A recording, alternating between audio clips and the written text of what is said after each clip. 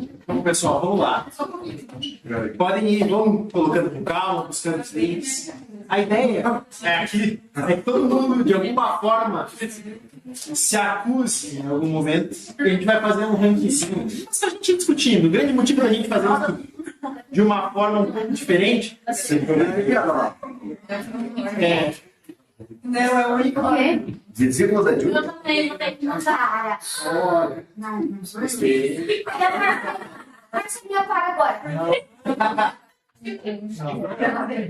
Temos vários unicórnios. Olha.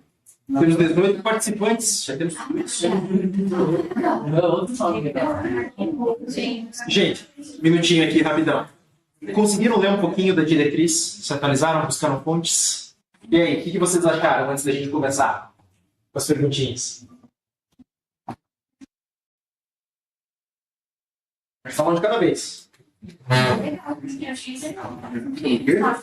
Acharam legal. Survival Sims. Achei que tava precisando de uma atualização. Dia 2021. E te ajudou essa atualização? Eu achei que Atualizou? jogaram mais no seguro. Né? Tinha conceitos que a gente achou que ia diferente. Que ele tem integrado por aqui. Vários estudos já mostraram uma abordagem um pouco mais restritiva. Eles até tratam, não ficar caro para ir do médico, utilizar uma antiviral ou não, mas tivemos um protocolo falando do entendimento por vida, você cai nessa. A gente achou que eles iam abordar um pouco mais ali do distúrbio gastrointestinal. Eu acho que o antibiótico, novamente, trouxe essa questão de poder usar mais no intra-hospitalar, de repente vai ter um transporte continuar. E a questão da droga vasoativa, iniciar no periférico, não esperar para fazer a elevação da pressão do paciente. Mas eu acho que foi muito seguro, assim. Não quiseram fazer com isso também. Alguém mais teve essa percepção? Igual do Marcelo? Alguma coisa diferente? Conseguiram fazer uma comparação com o anterior? Chegaram a dar uma olhada um pouquinho mais a miúde? A gente vai discutir um pouquinho agora com as perguntas. A gente está com o tempo um pouquinho apertado. Acho que vale a pena a gente já começar enviando a nossa discussão aqui, então, a respeito disso. Essas perguntas que a gente tem aqui são as mesmas que a gente tem lá, e a ideia é a gente usando elas, então, para debater.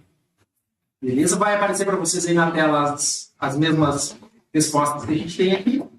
E aí a gente já começa. Vamos lá.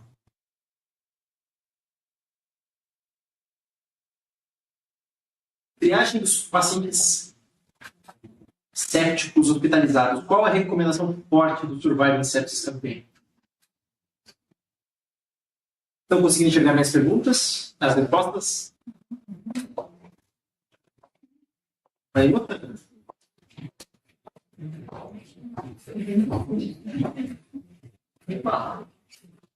Muito bem.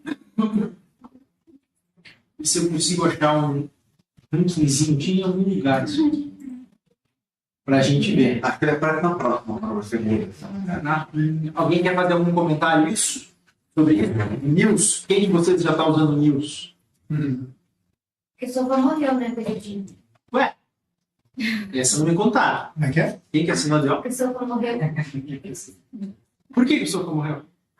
Ele deixa mais evidente que é melhor usar esses outros scores do que o que eu pedi. Acredito por conta do que quando você está pontuando o que a pessoa já está lá na frente, entendeu? Você já está atrasado. Você está pontuando também no que e tal. E eu achei que ele deu uma recomendação a menos, assim, do que em relação ao News 2, o outro lá que News. Eu entendi que era mais em relação à mortalidade, né? O soro avalia mais a mortalidade, mas é uma triagem. Mas era o Sofa ou era o Quick Sofa que a gente utilizava? Quick Sofa. É porque isso só precisa. Isso.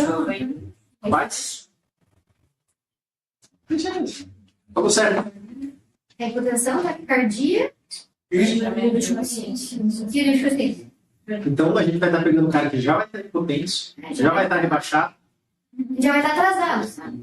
Então toda vez que a gente fala de triagem, a gente quer testes mais sensíveis ou mais específicos?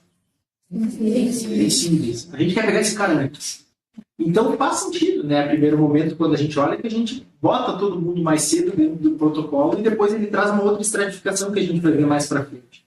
É o que a gente já mais ou menos vem discutindo com vocês quando a gente diz de sepse possível, sepse provável, definitivamente o paciente está séptico. E aí, depois a gente traz aqui, a gente colocou um organograma bem certinho, mas essa é a ideia. A gente está tirando um pouco o quicksilver para pegar scores mais sensíveis, que vão pegar um pouquinho mais a taquipneia. Vamos pegar o que a gente usa para startar um TRR, por exemplo. Né? Que a gente usa para classificar os pacientes que vão voltar no TRR ou que vão ser acionados na Santa Casa. É o Wilson. Zé, não sei se quer complementar alguma coisa, mas a princípio a ideia é a gente ser cada vez mais sensível para pegar esse cara mais precoce possível. Acho que eu quero chamar a atenção assim de que sepse é disfunção orgânica causada por infecção. Então não joguem fora a sepse. Não joguem. Você vai ter que fazer verificação. A ideia de criar um score de triagem é que você possa identificar rapidamente um doente que está desenvolvendo disfunção orgânica. Né? Se você pegar qualquer um deles, você vai ver o que é. Você vai ver doença cardíaca, pressão arterial, nível de consciência, PO2 e FO2, frequência respiratória. Por quê? Porque cérebro, pulmão, coração, fígado, rim, sangue, coagulação. Qualquer um desses sinais que você identifica que está alterado, ele é um doente que está desenvolvendo disfunção orgânica. Então é claro que se o José lá quiser estipular na Santa Casa um determinado padrão de rotina, ele possivelmente vai escolher aquele score que tem melhor desempenho. Mas nós, como intensivistas, ficamos lá dentro que não é o score que vai decidir para nós, o doente está em risco. A gente está sempre atento. Qualquer alteração do nível de consciência, qualquer aumento da frequência cardíaca, mesmo que não chegue lá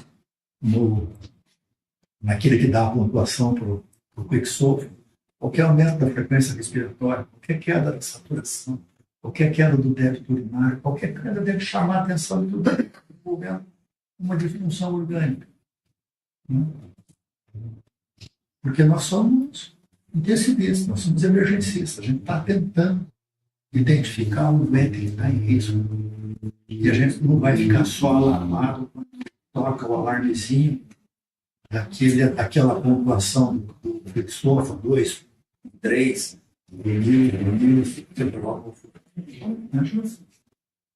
acho que vale ainda a ideia de que preste atenção que qualquer nível de disfunção orgânica esse doente está embora. Tem risco de morrer. Isso pode ser por infecção, não. Infecção ou não, vai sair dos CIRS. Não vai sair do MILS, não vai sair do quicksilver. Isso não é critério para fazer seleção de doente com CIRS. Isso é do doente grave. E num determinado momento, alguém utilizou esses critérios para poder olhar o desfecho sepse. Mas se vocês quiserem aplicar, se o José quiser aplicar isso lá embaixo, não vai ser só para identificar sepse, vai ser para identificar qualquer doente que tem risco de piorar rapidamente, que precisa da atenção de vocês. O MILS, ele é utilizado em enfermaria, para poder chamar o cirurgião, para chamar o time de resposta rápida, não é para poder identificar sepse. E sepse vai sair do ciclo. Sepse é inflamação. Você precisa de ver se aquilo tem inflamação ou não, se tem outros critérios de infecção. Se tem tosse, se tem dor torácica, se tem uma hematopartite, se tem rigidez de novo, se tem abdômen, dor abdominal, tem outro jeito. Fazer diagnóstico de infecção. Você não vai fazer diagnóstico de sepsis com vírus. É um sinal de gravidade. Essa é a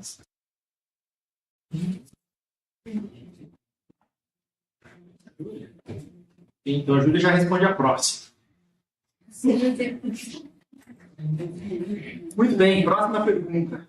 No ambiente pré-hospitalar, quanto se sugere administrar antibiótico em paciente de choque séptico provável? Um ambiente. Bom, lá, né? Está fácil.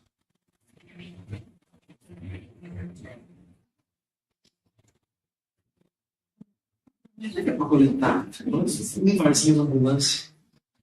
Deixa eu ver a resposta.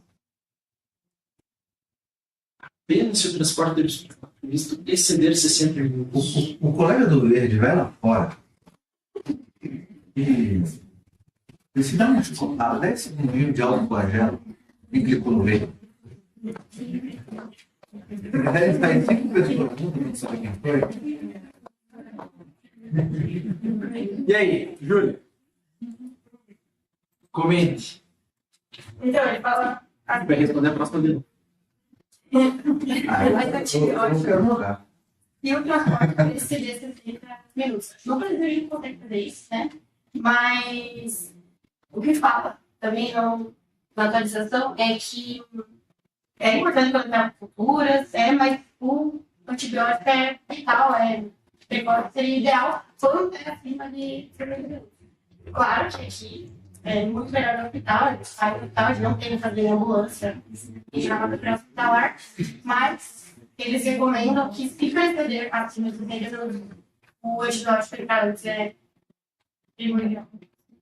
E lembra que aqui tem uma palavra-chave que ele usou, né?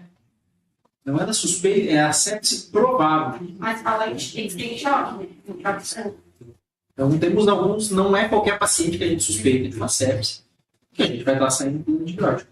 E obviamente porque aqui o conceito que tem por trás dessa pergunta é de entender que a sepse, o doutor Álvaro muito bem falou para a gente, é uma doença tempo dependente. Quanto mais tempo a gente ficar sem agir, mais tempo de disfunção orgânica ou de evolução para inflamação, e uma inflamação que gera disfunção orgânica, a gente vai estar atendendo. Então, a gente tem que ver isso com os olhos de entendo, né? Qual é o transporte hoje que a gente vai demorar mais de 1 hora para botar o paciente dentro de um serviço de saúde?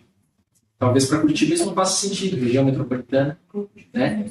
Mas eventualmente cidades do interior, alguma coisa, a gente não vai ter cultura ainda para coletar, não vai ter um lactato, a gente não vai pagar o preço de esperar que for sepse. Então ela vem muito mais em trazer isso, uma recomendação do tipo, olha, se pensou em sepse, tem cara de sepse, cheiro de sepse, e o paciente tem choque, até que se prova o contrário, é o tipo de choque mais prevalente. Eu trato como se fosse sepse.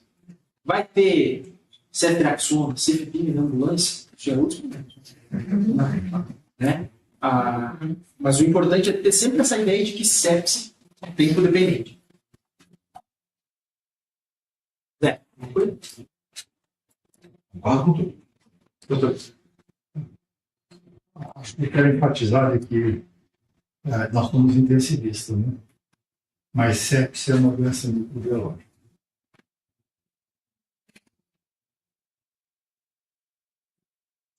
Sepse é uma doença que, se você não matar a bactéria, pode fazer o que você quiser. Acho que das 10 principais recomendações que tem, 4 são com relação ao antibiótico. 40%. Tem muita recomendação na hemodinâmica. O dente vai morrer rapidamente por causa da hemodinâmica, mas ele vai morrer 5, 6 dias depois porque você está atrasado. Mais ou menos que nem o cirurgião que diz assim, não fiz tudo certo. O dente ficou lá com um choque oculto durante a cirurgia, ele não consegue explicar por que o doente no dia seguinte não sai do respirador, porque ele morre com disfunção do músculo dos órgãos posteriormente.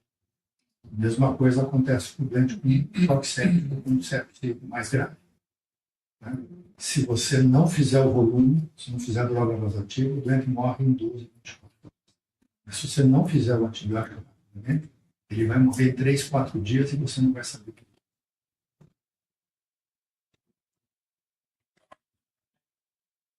Dá para entender? Então, tem suspeita de sepsis e ela é aprovada, antibiótico a meio mais rápido possível. Se eu tiver uma pneumonia, tiver um pouco de taquicardia, taquipneia, eu tomo azitromicina e ampicilina em casa. Antes de ir estou exagerando um pouco. Não é o hospital que vai definir o momento em que você vai fazer o antibiótico. É o mais rápido possível. Assim que você identificou que a sepsis é provável, vai dar antibiótico. Depois descalona. Vamos lá, próxima pergunta. Qual a força da recomendação atual para a infusão prolongada de beta-lactâmicos após uma dose de ataque?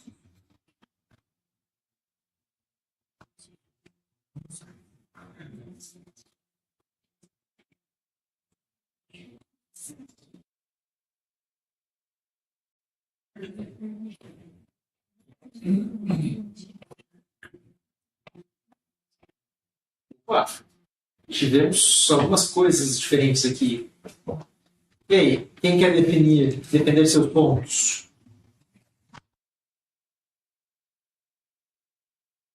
Tivemos aqui gente que colocou recomendação fraca condicional, gente que colocou que não há evidência suficiente para recomendar, e bastante gente com recomendação forte a favor. No material fala diferente de 2021, agora a recomendação de beta-lactâmico infusão em dose alta contínua é viável, né? Depois do bolo inicial.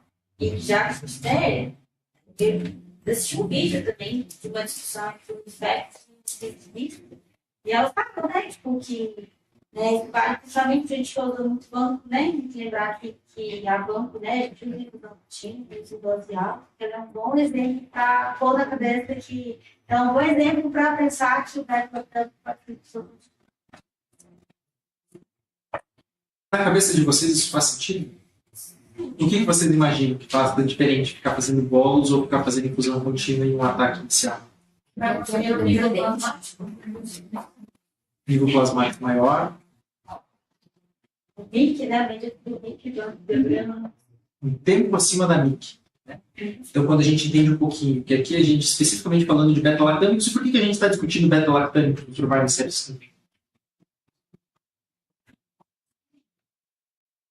Qual que é o antibiótico que vocês mais usam? De longe, a classe de antibiótico que vocês mais usam. Então, de entender que a forma pelo qual eles agem é a gente manter um tempo sustentável acima da MIC de concentração plasmática. Né? E quando a gente mantém esse nível sério, a gente tem um tempo de tratamento mais efetivo e a gente garante essa concentração plasmática. Então, pela primeira vez, uma recomendação como essa foi trazida dentro da Surviving Sepsis também, muito dessa mesma linha que o Dr. Álvaro falou de recomendações relacionadas a antibiótico. Quando a gente fala, bom, foi um artigo só, um dos principais artigos que trouxe isso que foi o Green, mas então realmente foi um artigo bastante importante, com resultados muito favoráveis a esse desfecho. Não tem muito a entender que isso cada vez vai ficar mais comum. A gente fazer antibiótico em bomba de infusão contínua, do que necessariamente ficar fazendo doses de manutenção, até porque a gente consegue, alguns estudos já demonstraram por bastante poupar antibióticos. A gente pode usar concentrações menores de manutenção para a gente gerar menos resistência e ao mesmo tempo não deixar de tratar essas bactérias. Lembrando que cada vez mais escalonamento precoce, uso restrito, boa parte das recomendações aqui do Surviving Sepsis também tem a ver com stewardship mais próximo. A gente vai cada vez mais estar jogando com a infectologia do nosso lado e cada vez mais, talvez a sensação que eu tive, é que a gente vai ter menos poder sobre... A gente vai ter mais poder para indicar, mas menos poder para dizer se ele vai continuar ou não. Acho que essa que vem a mensagem que a gente vai estar autorizado a tirar, mas depois a gente vai ter que cada vez mais precoce, se desacostumando e fazendo um uso mais racional e mais orientado ao que deve ser. Acho que isso não é ruim, mas que a gente vai ter que olhar com mais carinho para os nossos antibióticos. Certo? Beleza? Já que eu estou aqui para fazer polêmica, né? Então, assim, maior dose que vocês, quanto mais grave o dente, maior dose que vocês puderem. Esqueçam o rim. Conserta o rim depois, no segundo dia. Na dose de manutenção, não na dose de...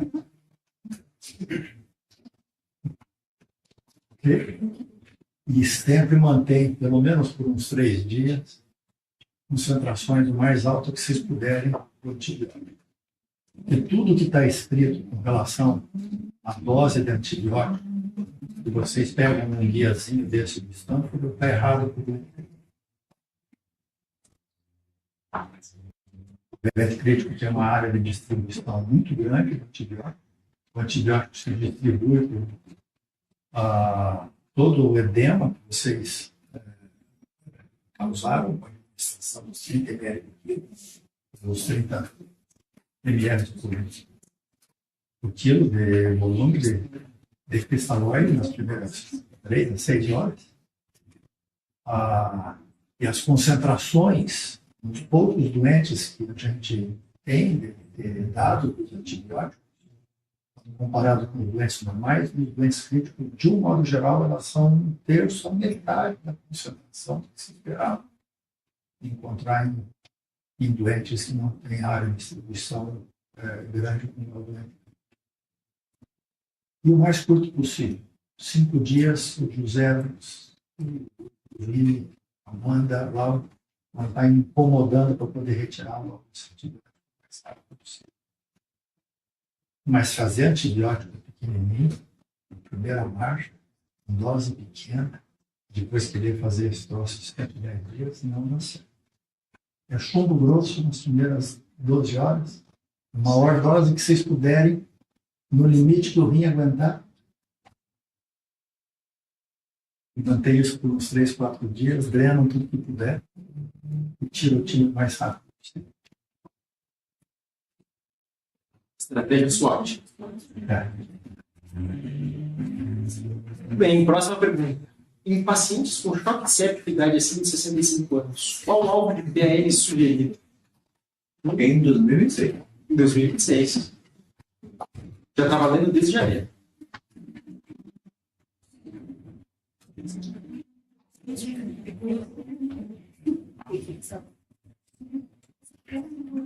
Eu vi que não respondeu. Respondeu bem.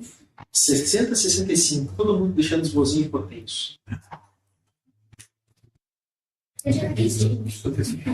Boa, gostei dessa resposta. A febre ajuda, né? Importante estar quentinho. O que mais? E aí?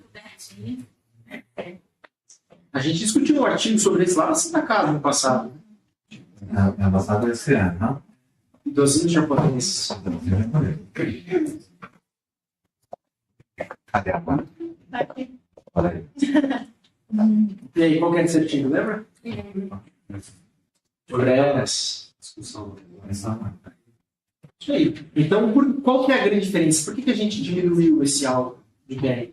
O que vocês discutiram? No artigo, e quando a gente observava uma pressão de início, né? Então, ele pegou idosos acima de 65 anos no Japão, em vários centros, e todos estavam em choque séptico. E a partir daí, eles tinham vários estudos que interrogavam se pacientes previamente hipertensos ou com outras comorbidades se beneficiariam de um alvo de pressão arterial média mais alto por já serem previamente hipertensos.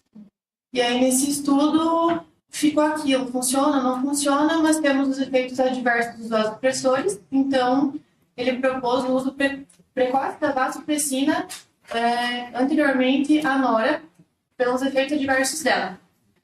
Bem para o fim, a questão de uso de antibiótico, quantidade de volume, corticoide ou não, foi a critério de cada médico, porque os pacientes eram de multicomórbidos, né? Então, nem todo mundo vai tolerar o volume, tinha perfil de bactéria e tudo mais. Mas quanto ao ovo pressórico, o estudo foi interrompido porque pressões acima no grupo nos dois grupos, né, de 60, 65, 75, 80, esse grupo de controle da pressão mais alta teve maior mortalidade, por sangramento, isquemia de órgãos, maior tempo prolongado de ventilação mecânica. Então, o estudo foi interrompido por aumento de 10% mais ou menos da mortalidade. Eu lembro que 38 ponto alguma coisa do grupo da hipotensão permissiva morriam, enquanto 10% a mais do grupo da pressão mais alta morriam. Uma diferença de 10% a mais. Era isso. Não, eu ia falar, tipo, pode interromper o estudo por causa da questão da mortalidade. Ele estava tendo uma taxa de mortalidade alta, isso era só uma comparação. Foi um estudo que ele não foi concretizado, mas deu já para ter uma noção de que manter uma PM acima de 65 estava causando mais malefício para o paciente no choque séptico do que manter uma PM mais baixa, entre 8 e 60 e 65. Então, não foi o estudo que falou, não, concretizou, porque pela parte de multicomorbidade de um paciente, antibióticos, idade relacionada, o nível que estava aquele paciente, isso daí ficou muito em aberto do estudo, mas já deu para avaliar que realmente uma PM mais alta aumenta a chance de mortalidade do paciente. Que, talvez o jeito que eu olho para isso é do tipo assim, quantas vezes vocês conseguem deixar um paciente com 65 de média? Não tem. X.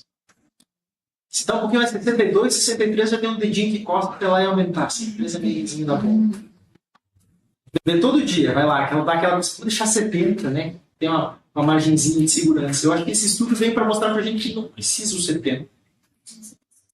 A gente, 65 e até um pouquinho menos já é o suficiente, desde que o paciente esteja urinando, esteja com nível de consciência adequado, esteja bem perfundido. A nossa meta vai ser a perfusão. Óbvio que ninguém vai deixar esse paciente com uma PM abaixo de 70. Mas entender que muito acima disso, pela insegurança de achar que o rim vai melhorar se eu deixar ele muito mais hipertenso, de que o cérebro vai melhorar se aumentar o fluxo, as custas de vasopressor, esse preço não vale a pena ser pago. Ao mesmo tempo que ninguém vai fazer hiprídia no paciente que está com 70, certo? E que não fez hipotensão ainda, para manter no 65. Isso é importante falar também. A gente não vai buscar isso como meta, mas de entender que se o paciente ficar um pouquinho hipotenso é bom, o paciente ficar um pouquinho acidótico é bom, o paciente ficar um pouquinho hipoxêmico talvez também seja bom. A gente tem que dar o necessário para ele se manter. Antibiótico um pouco a mais, o resto talvez um pouquinho a menos faça sentido nesse paciente.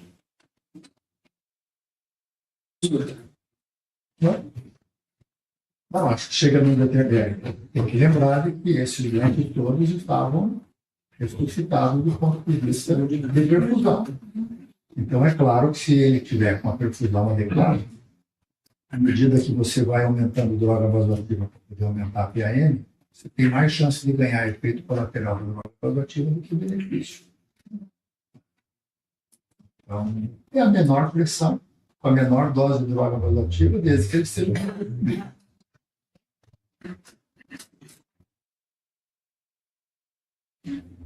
não precisa colocar como alvo 60, 65, pelo amor de Deus. Né? Porque tem alguns doentes que, a maior parte deles, que passo a passo você consegue 70, 80. Pouca droga vasoativa, nem precisa de droga vasoativa, você vai colocar isso. Mas não vai precisar de aumentar mais se o doente estiver bem perfundido. Né? Vamos lá, próxima pergunta. Mais algumas ainda. Estratégia de fluido liberal e restritivo. Após a restrição inicial, que diretriz recomenda?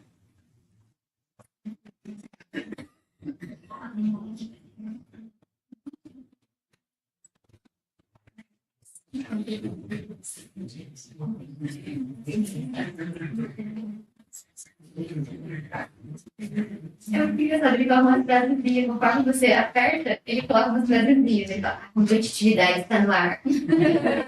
Você foi muito ágil, você não sei o quê. E aí? Diga aí, Julie. Se ele foi muito ágil. Ele não vai. Por quê? O que você marcou? Eu marquei que é a mesma. Todo mundo marcou essa. A doce. Alguém falou que a estratégia restritiva é superior. Não, elas são equivalentes. O estudo mostra que fala que é isso. Aqui nós temos um assunto polêmico. Ele fala que é equivalente, mas ele fala assim, individualismo. É equivalente, mas talvez a gente tenha um jeito melhor de fazer isso. É por causa que eu acredito que seja das comorbidades do paciente, entendeu? Então você não sabe, você vai individualizar conforme aquele paciente está na sua frente. O que a gente faz muito a beira-leito, ali pensando igual o Dr. Alfa falou, a gente tem esse bicho, a gente está olhando o doente, né? Olhando e avaliando, né? Mas agora, como é uma diretriz ali para, vamos dizer assim, para todo mundo, então ele fala, olha, pondere, os dois são equivalentes, mas pondere conforme o seu doente que você tem. Individualize. Como que a gente faz isso na prática? Como que vocês fazem isso na prática? Fluido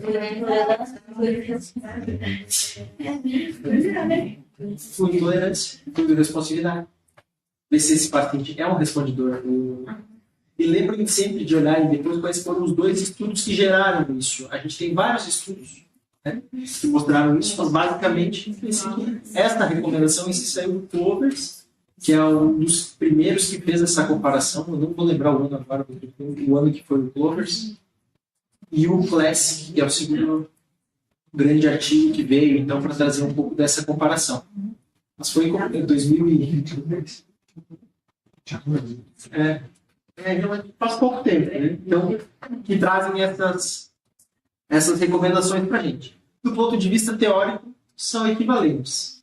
A gente, como especialista, vai cada vez mais fazer o tanto de volume que o paciente precisa, e não aquilo que realmente está recomendando. Pode ser que, para a grande maioria deles, a gente chegue perto dos 30 ml por quilo, um pouco menos em pacientes que não tem uma IC crado que tem, ou que, eventualmente, sejam um fluido responsivo.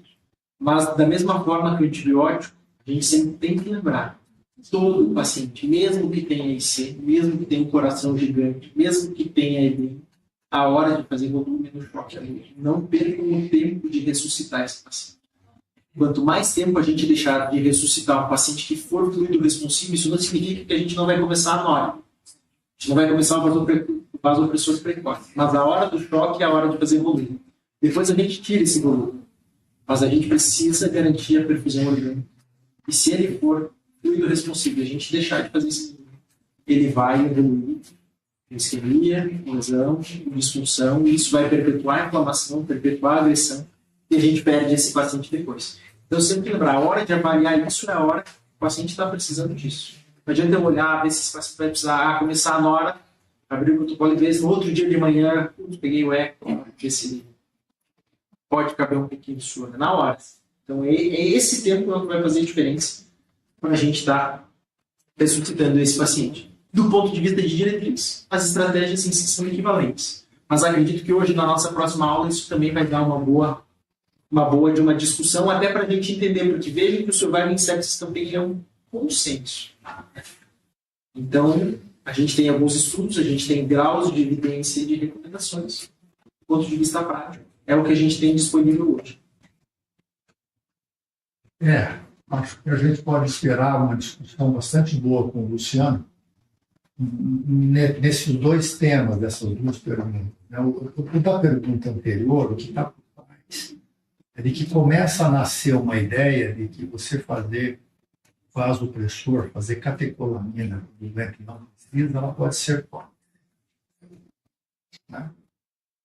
E aqui, o que está por trás disso é de que antes do Clover e depois do Classic, a gente tinha essa ideia, vamos fazer bastante volume ou vamos fazer uma estratégia mais restritiva. Eu acho que nesses últimos 3 anos, essa discussão ela envelheceu.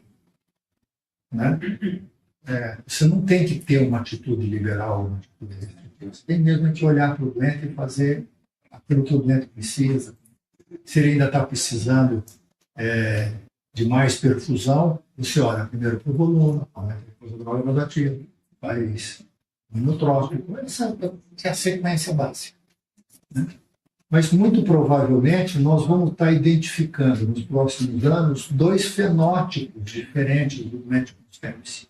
um mais inflamado e outro menos inflamado. E aquele mais inflamado, talvez uma estratégia com mais volume seja mais benéfica. Porque ele está mais vasodilatado, está mais complacente. Talvez esse doente precise de mais volume. E para um doente menos inflamado, uma estratégia restritiva. Porque quando o Clovers e o Classic foram feitos, 1.600 doentes mais ou menos cada um, eles não mostraram diferença. Na média. Mas teve alguns doentes que ficaram muito ruins com uma estratégia, outros que ficaram muito bons com uma estratégia. Muito provavelmente, eles eram doentes que mais ou menos 50% dos doentes com Flaxep são muito inflamados, mais ou menos 50% são menos inflamados. Então, deve ter tido doentes que se beneficiaram da estratégia restritiva e outros que não se beneficiaram. No outro grupo, a mesma coisa. E, na média, acabou dando a mesma coisa. Sendo inteligente, acho que é uma coisa para poder explorar com o Luciano. Né? Será que nós vamos chegar num determinado momento que a gente vai identificar, antes de fazer a administração do volume, se esse estudante vai precisar de mais volume ou não? A gente vai fazer 15, ou vai fazer 30, ou até 45 ml por quilo de peso do volume? Antes. Nesse momento, como a gente não tem isso, é olhar para a perfusão e, individualmente, identificar se o doente precisa de mais volume, tomando cuidado de não fazer demais. Ele vai ter que tirar depois. Essa discussão da individualização ela vem bastante até dentro da droga vasoativa também. Né? Tem alguns estudos mostrando pacientes mais nora-respondedores, pacientes mais vasorespondedores, e aí fica a mesma dúvida, poxa, será que começava a vasopressina precoce? Para quem? Quando? Né? Em que contexto? É a mesma questão. Hoje a gente não tem, né? A gente vinha falando antes. Não sei dizer se a partir de 0,2, 0,4, 0,6 eu tiro primeiro a nora ou primeiro a vaso? Eu tiro a nora até 0,4, daí tiro a vaso, daí volto a tirar a nora. Mas no de 2021, ele colocava, né, para você iniciar a base quando a nora tivesse 0,25 a 0,5. Nesse ele não colocou. Ele fala para você. Porque aquilo foi um chute. Fala para Aquilo foi assim, numa mesa você diz assim, vamos começar aqui, quando que você usa? Aí um disse, não sei quando, vamos colocar 0,25 e 0,5. Isso se tornou uma regra. Eu até caí numa besteira num determinado momento de dizer, eu não usaria vaso. Vou dizer isso publicamente para vocês. Depois eu mordo a língua. Mas eu acho que o vaso é uma besteira. Mas não é, claro que não. Né? Mas ninguém sabe que momento vai usar. É que o Nova está aí. Né? Nós estamos fazendo um estudo lá na Santa Casa. Começar o Nova, a vasopressina, já com o cheirinho de nora você já começa. O outro você só vai fazer depois de 6 horas se o dentro não estiver respondendo com mais de 0,5. Então ninguém tem essa resposta. Eles agora caíram assim, dizendo assim, ó, não tem a resposta. Se quiser faz, se quiser não faz. igual para tirar, né? Do mesmo jeito, vai tirar qual primeiro? Não sei. Não sei. Eu usaria uma droga que eu consigo titular. A vasopressina não é titular. Né? Agora é. Mas, por outro lado, eu teria receio de usar muita nora, por causa de mais taquicardia, mais arritmia. Né? Então, eu não tenho a resposta. Mas eu estou aqui muito mais para poder, não para poder repetir o consenso, porque nós somos especialistas. O que você vai fazer amanhã? Você vai seguir o consenso. O consenso tem que ser base para todo mundo. Mas você tem que estar sabendo criticamente cada uma das ações que você está fazendo ali, o que você está fazendo. Embora não saiba, não está definido em que momento fazer a vasopressina, você deve ter uma rotina dentro da UTI para fazer vasopressina, não tem? Siga a rotina, porque não dá para poder fazer esse troço bagunçado. Entende? Não sei se eu estou conseguindo me entender. Que o básico tem que ser o protocolo. Mas o especialista é mais do que isso. Ele sabe por que ele está fazendo individualmente. Eu fiquei pensando muito no contexto de emergência, no contexto, assim, que às vezes esse doente, ele chega lá no serviço técnico, ele às vezes demora 24 horas para chegar para a gente na UTI, sabe? Então, às vezes, esse manejo ali e tudo mais, que eu acho que esse protocolo ajuda, se perde um pouquinho, sabe? Lá quando chega. Mas isso é responsabilidade da gente saber entender esse paciente e vamos fazer um cenário diferente. Vamos supor que esse paciente chegou no pronto-socorro, foi começado o antibiótico com 70 ml de nora. Mas ele já está com o tempo de enchimento capilar adequado, recebeu 2 litros de volume, está um pouco taquicárdio, mas não está mais oligúrico, respondeu, está sedado, entubado, a ventilação mecânica. Está ok? É uma pielonefrite complicada. Recebeu um antibiótico, coletou os concursos, está com 60 ml de noradrenalina, vai dar mais ou menos 0,6 a 0,7 microgramas por quilo por minuto. Esse paciente precisa de vasopressina? Não precisa, mas eu... Porque a gente tem alguns estudos que respaldem isso. Mas qual que é o meu objetivo de botar vasopressina nesse paciente? Para que eu vou colocar vasopressina nesse paciente? Mas ele precisa de vasoconstrição? Para atingir exatamente essa meta que ele já está atingindo. Então do ponto de vista de perfusão... Mas para atingir com uma nora mais alta. Então talvez o que a gente tem, os estudos que discutiram a vasopressina, eles não mostraram que a gente reduziu mortalidade, a gente reduziu dose de catecolamina. Aí talvez faça sentido eu botar vasopressina se eu conseguir tirar a nora. Não porque a nora com a vasopressina vai mudar a perfusão ou vai mudar desfecho desse paciente, mas talvez reduza em um paciente que já é muito inflamado a incidência de taquiarritmia, a incidência de efeitos colaterais de uma droga de... Tudo bem, a vasopressina, lembrem, a gente tem dose também, né? Ela também é associada com aumento de isquemia mesentérica, com aumento de isquemia gástrica, enfim. Então, ela também não é uma droga inócua. Mas talvez poupar um paciente ficar com uma dose um pouquinho menor de catecolaminas faça sentido. Mas do ponto de vista de perfusão como meta ser atingido, se ele está estável, também não é o fim do mundo deixar esse paciente sem vasopressina. Então, é muito da nossa rotina entender que um paciente acidótico vai responder melhor com vasopressina, um paciente que tiver com dose muito alta de noradrenalina, eu posso dar vasopressina para poupar a catecolamina. É muito de contexto. E aí é o teu racional, o teu raciocínio clínico que vai dizer. É um paciente que você já está começando a desmamar na hora, talvez não faça sentido. Até do ponto de vista de farmacologia, ele já está saindo droga. Dá 5, 6 horas, ele está perfundido, está urinando, ressuscitado. Talvez fazer um pouco mais de volume, será que ele não está reavaliar a volemia, talvez faça mais sentido do que associar a vasopressina. Então lá é contextual. Por isso que a gente tira esse tipo de recomendação de dentro de uma diretriz que a gente não consegue dizer, olha, vai ter um benefício claro. A grande maioria acha que sim, mas talvez a gente não tenha como provar. Não nesse momento, pelo menos.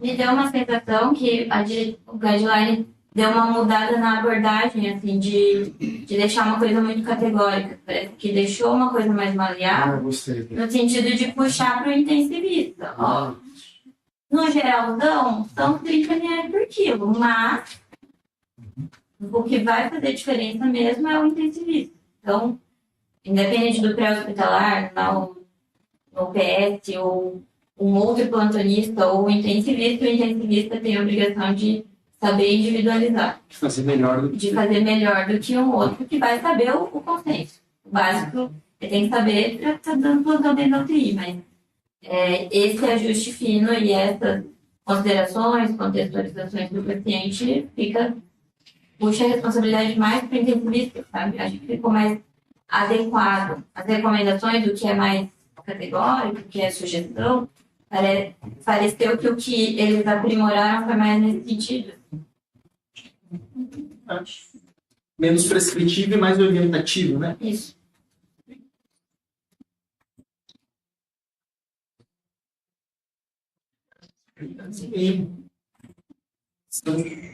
Mas aqui mais uma vez isso. Procalcitonina, isso é polêmico.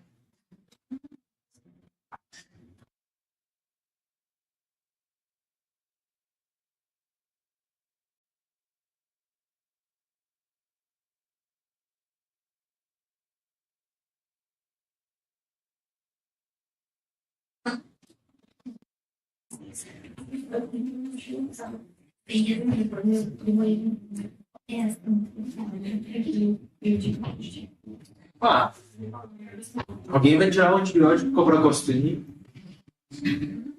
Quem que vai tirar o antibiótico? conforme o paciente vai melhorando, ele vai ter a nossa diferente. Então, temos uma avaliação clínica, né? Isso. Que é a resposta de baixo. Ah, tá. Mas é esse o conceito. Nenhum marcador isolado vai determinar absolutamente nada que o paciente já não nos diga que está melhorando. Então ele tem uma correlação direta à procalcitonina. A gente tem vários estudos que saíram principalmente nos últimos anos, não mais sobre começar ou não começar antibiótico. O start é nosso. Probabilidade de sepse, foco, aquilo que a gente discutiu lá no começo. Alta probabilidade, o antibiótico entra e é indiscutível. O que a procalcitonina vem ajudar é descontinuar esse antibiótico o mais rápido possível. Infelizmente, ela ainda é muito cara para a gente fazer isso de rotina. Alguns serviços conseguem fazer, mas é caro. Às vezes não sai rápido, então envolve muito mais uma questão logística. Mas tendo-se procalcitonina disponível, principalmente em pneumonia comunitária, que a maioria dos estudos utilizaram como protótipo de infecção, pneumonia e infecção do trato urinário, ela tem um alto valor do ponto de vista de suspensão do antibiótico. Tá? Principalmente dosada após o terceiro dia, porque ela cai muito mais rápido, então ela tem essa correlação direta. Do ponto de vista prático, é para saber que isso pode ser, e vem muito no movimento de suspender cada vez de uma forma mais precoce a antibiótico terapia, especialmente a antibiótico terapia de amplo espectro. Né? Hoje a gente, por exemplo, estava discutindo, a gente vai ter um plano de internalização do laboratório da Santa Casa, em que a microbiologia não vai mais ir para o DB, vai vir para dentro da Santa Casa. A gente vai conseguir em 24 horas saber se o germe é gram positivo ou gram negativo, e em mais 48 horas um perfil de resistência. Então, isso no mínimo, apesar de não saber nem que bicho que é e nem o qual perfil de resistência ele vai ter, a gente consegue, por exemplo, tirar um antibiótico de amplo espectro em até 72 horas. O que, do ponto de vista local e epidemiológico, é muito bom. Vai funcionar? Não sei. Estou na expectativa. Então, eu preciso acreditar que vai dar certo. Mas o importante é entender que essa movimentação está existindo, e a gente vai ver isso acontecer ao longo dos próximos anos. Né? A gente tem que ter em mente.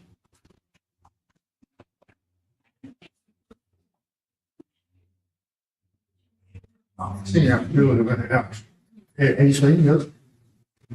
Mas assim, a troca, eu nunca consegui entender muito, nem eu, nem quem estuda muito biomarcador, por que a procalcitonina é melhor do que a PCR. Não tem muita razão biológica, ou pelo menos inflamatória, para poder uma ser melhor. Acho que o resumo da ópera é que a PCR ela leva mais tempo para subir e leva mais tempo para descer. Então, ela representa mais tardiamente o que está acontecendo no doente. A procalcitonina é mais rápida para subir, mais rápida para poder descer. Mas não que a procalcitonina seja infecção. Esse é o primeiro conceito. O segundo que o que você precisa de olhar, a procalcitonina ajuda a PCR, é SIRS, Síndrome da Resposta Inflamatória Sistêmica. SIRS não são aqueles 4 pontos. SIRS é muito mais que isso. PCR faz parte da SIRS, procalcitonina faz parte da SIRS. Então, se o doente estiver clinicamente melhor, se ele não tiver mais febre, a frequência cardíaca caiu, a frequência respiratória caiu, mesmo que a PCR esteja um pouquinho elevada, provavelmente essa PCR estava em queda, mas não caiu muito. Todo o resto do doente melhorou, a PCR vai levar mais um tempo para poder cair. Eu estou falando na PCR, a gente não tem procalcitonina para todo mundo. Não tem problema da PCR. Né?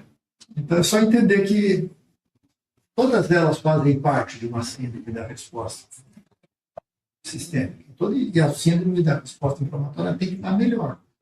A procalcitonina sinaliza isso mais precisamente, mais rapidamente do que a PCR. Tem que utilizar de uma forma inteligente a PCR, não transferir nem para a procalcitonina, muito menos para a PCR, toda a decisão do antibiótico. Mas que a PCR ajuda, ajuda. Vocês percebem isso no meu livro? Mesmo ela sendo menos sensível e específica por causa de uma fármaca de...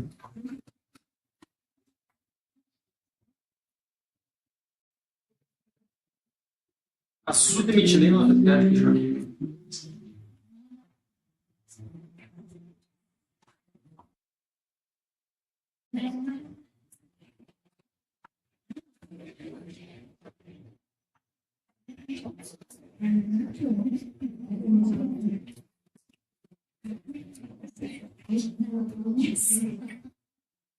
E aí?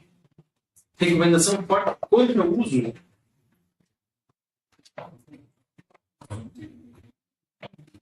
Insuficiente a favor ou contra? Quem está usando? Alguém usa?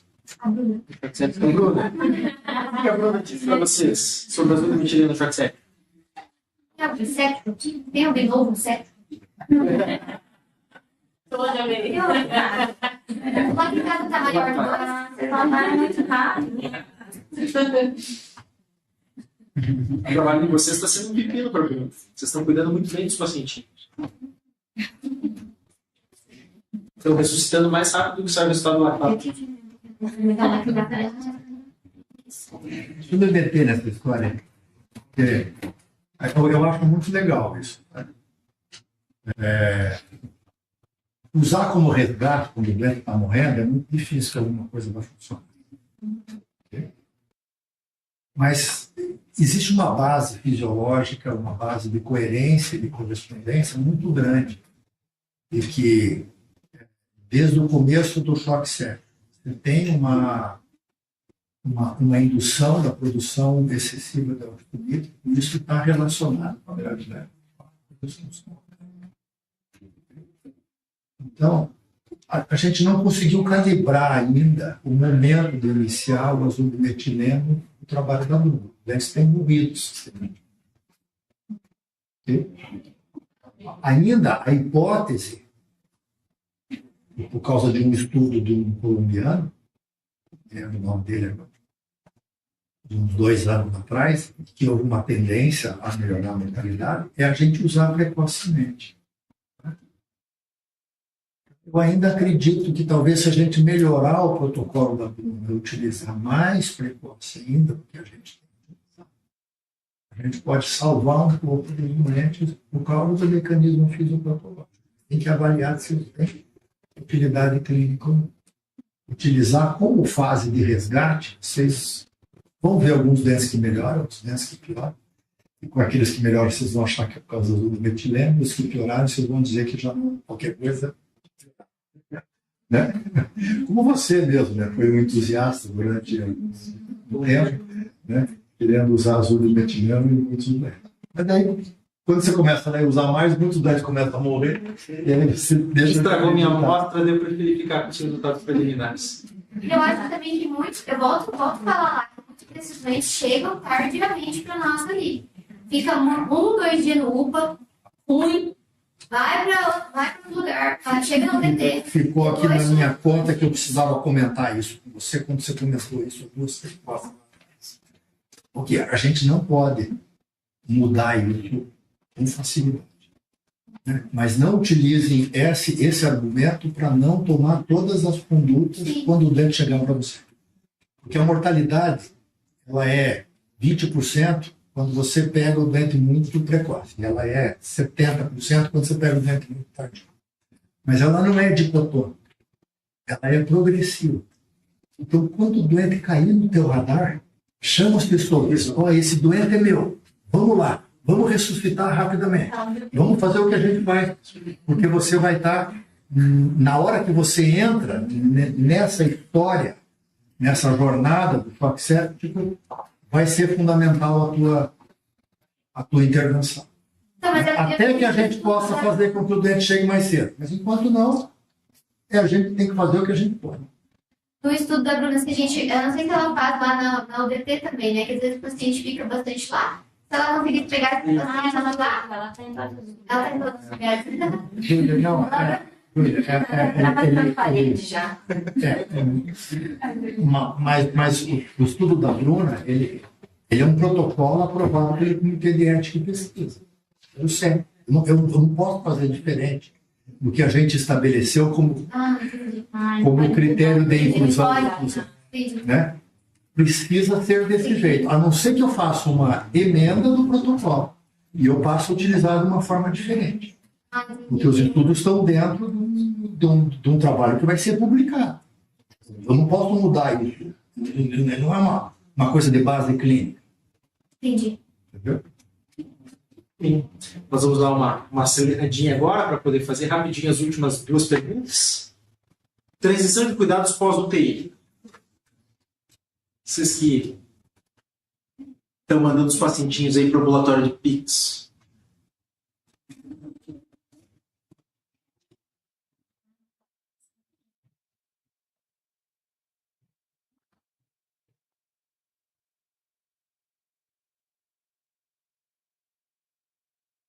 Triagem de necessidades sociais e econômicas. E aí? Um comentário rapidinho. Por que isso voltou a ser importante? Ou, aliás, ganhou relevância? Por quê? O que te chamou a atenção? A parte financeira é muito importante, né? Mas a gente está ali na Santa Casa. Tem gente que não tem nem o suporte familiar. Você vai querer fazer o melhor tratamento pós-UTI com aquele paciente, múltipla morte, frágil, sem família. O cara não consegue nem comprar um miojo, coitado. Então, você tem que saber avaliar a situação dele, o que ele consegue, o que ele vai ter de recurso. Aqui é uma região que tem muita gente metropolitana, de em Santa Casa. Então, o paciente, às vezes, daqui dentro de Curitiba, tem uma área de saúde primária muito mais estruturada. E aí, lá na cidade dele, tem que ser avaliado o que tem de suporte para ele pós-cuidado. A gente tem muitos pacientes na cirúrgica B que vem de pensionado.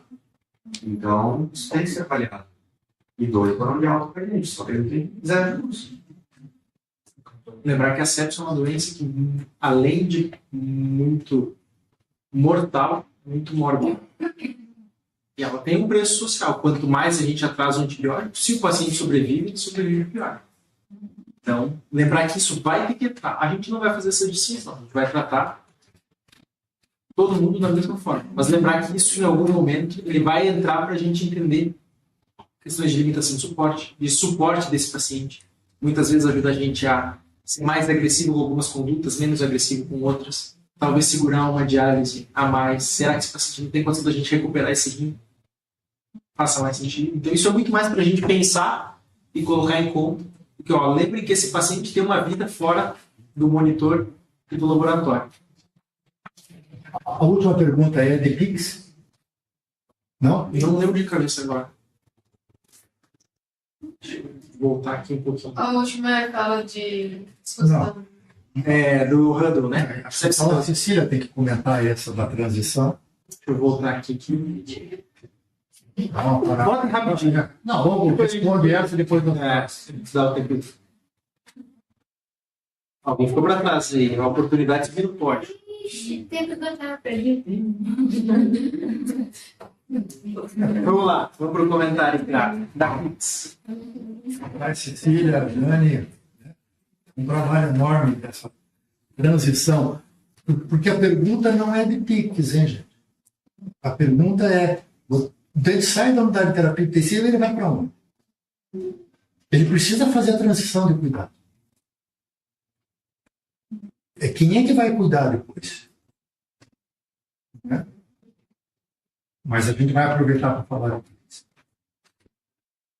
Então, sobre a questão do ambulatório de PICS, que não tem oportunidade, né, de passar lá conosco, está tendo um trabalho bem interessante, porque antes nós só tínhamos a visão do paciente até o momento que ele ia alta, né, gente? E agora nós já estamos tendo pacientes 90 dias pós saída da UTI. E é muito interessante ver como que ele evolui, a progressão dele. Porque antes ele sai da UTI muitas vezes em cadeira de rodas, com total dependência de cuidados. E depois ele volta para o ambulatório de uma forma diferente, né?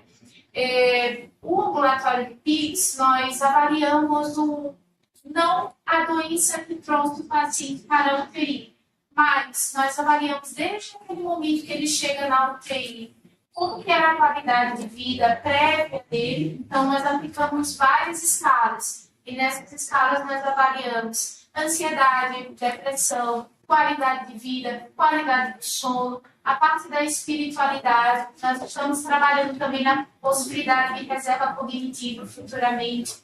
Então, assim, tudo isso nós estamos avaliando os fatores que influenciam como que esse paciente, o desfecho clínico depois que ele sai da UTI, a fragilidade dele quando ele entra, quando ele sai, será que tem algum fator de proteção nessa vida dele pregressa à UTI, que pode ser uma proteção para evitar que ele evolua PIX depois. Então, é um estudo que nós fazemos essa evolução de 90 dias pós-alta da UTI e avaliar depois dessa alta o comprometimento físico, cognitivo e emocional e espiritual desse paciente, não só dele, mas também da família, porque nós também estamos trabalhando com o PIX Family. Então, nós fazemos a avaliação do cuidador desde a época que ele está na UTI e depois, quando ele sai, em 30 e 90 dias também nós fazemos essa avaliação.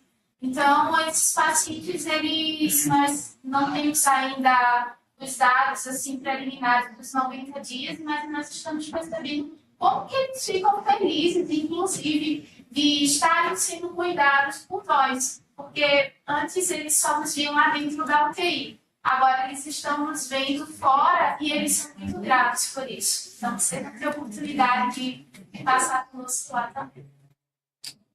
Mais um minutinho. Se vocês forem num outro hospital, na Santa Casa agora, você dá alta para um doente com sepsis e quem vai cuidar lá fora é uma outra equipe. E não há uma transição de cuidado. Ela não sabe exatamente o que foi a condição na UTI, a gravidade, não sabe orientar, a família volta e meia bate na porta para poder falar com o médico intensivista. E depois, quando dá alta, ninguém mais vê esse doente. Quem vai ver daí é um especialista, é só o cardiologista, ou é só o nefrologista, é só um ou outro especialista que vai dar sequência. Né? Então, está nas recomendações já uma sugestão, já em 2021 e agora mais forte, de que essa transição de cuidados, acompanhamento do doente, médio no longo prazo, precisa ser acompanhado e isso faz a diferença. Era exatamente isso que eu perguntei. Sim. O uso da hidrocortisona, a gente pode seguir um pouquinho. Depois a gente pode comentar isso um pouco mais de tempo no segundo momento. E vamos para a última pergunta. Novo conceito de sepsis pelo Código da Sepsis. Nos nossos últimos minutinhos.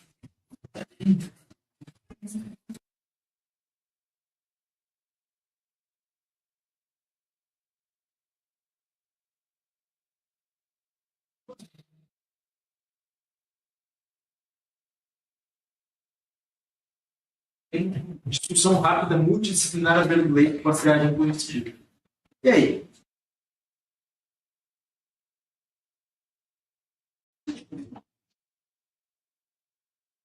Já tinha visto alguma coisa parecida nesse sentido? Time de dor torácica, de hard team, talvez um time de sepsis faça sentido, né? A gente tem o time do AVC, time do...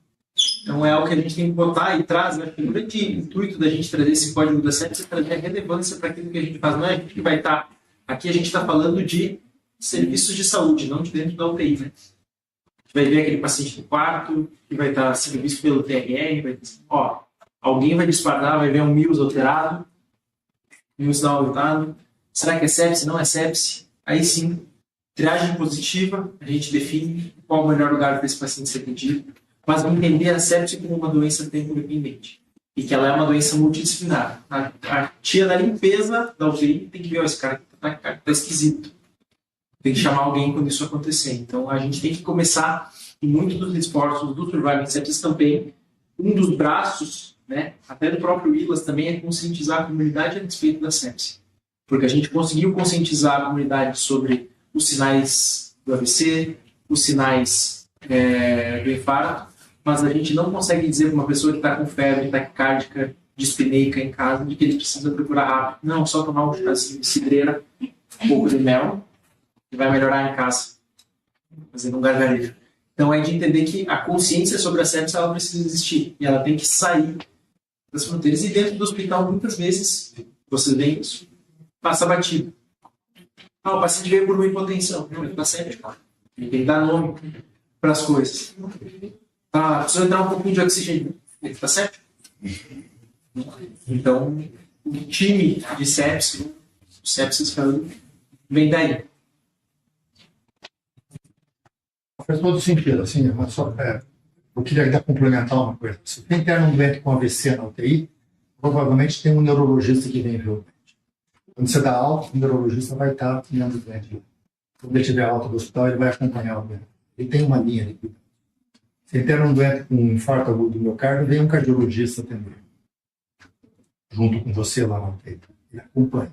Quando você dá alta para a enfermaria, ele acompanha a enfermaria. Ele dá alta para casa, ele vai no ambulatório de casa. Quando o interno vem com 7, não vem de ninguém. Quando você dá alta lá para fora, vem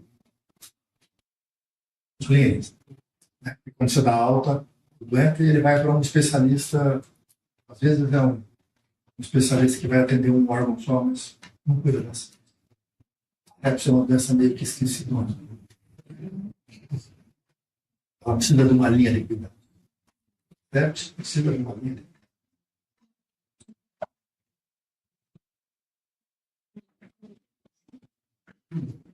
Muito bom. Quem, gente, foi em primeiro?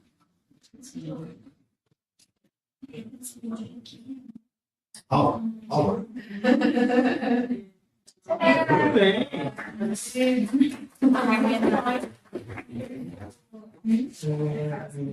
Gente, Muito bom. a gente vai fazer um intervalinho agora, mas esses foram alguns conceitos, as principais mudanças que a gente teve um pouco de diferente. Leiam o Survival Sepsis Campaign, entendam de onde vem, ele está muito bem descrito as recomendações, qual o grau de evidência. Tragam para a gente discutir isso na beira do leito. Eu acho que isso é o mais importante de tudo nesse momento. Tá? E daqui a pouquinho a gente vai fazer o teste, a gente volta com o Luciano Azevedo. Vocês vão ter a oportunidade para discutir com um dos caras que participou da construção dos consensos. Então ele tem muita coisa para agregar para a gente, principalmente sobre os bastidores, que é o que no fundo mais nos interessa. Certo? Então, intervalinho rápido.